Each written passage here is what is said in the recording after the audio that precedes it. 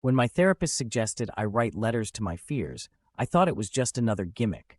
But as I sat on the train home, scribbling a letter to the man in the mirror, a fear I've carried since childhood, I never expected a reply. The next morning, tucked between my morning bills, was a crisp envelope addressed to me, in handwriting that looked eerily like my own. I almost laughed, assuming it was some sleep-deprived prank I'd played on myself. But then I opened it, and the first line made my blood run cold. I remember the night of the red rain, even though you tried to forget. My hands shook as I read. The letter recounted, in brutal detail, a night I'd buried deep, the time I'd hidden under my bed as my parents argued, a storm raging outside, and something wet and sticky pooling on the floor.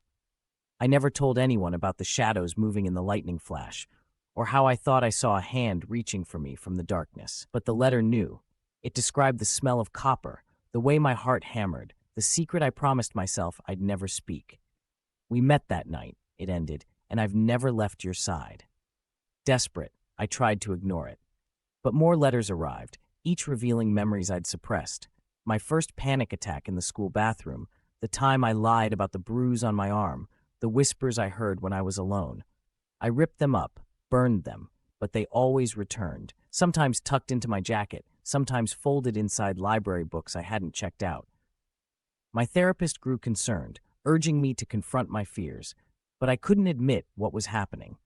The line between therapy and torment blurred until I barely slept, terrified of what might come next. Last night I found a final letter on my pillow. The paper was damp, stained with a crimson mark. "Tonight we remember together," it read. As I looked into the mirror, my reflection smiled, a slow, knowing grin I didn't make. Behind the glass, the man in the mirror beckoned, and as thunder rumbled outside, I realized the letters weren't warnings.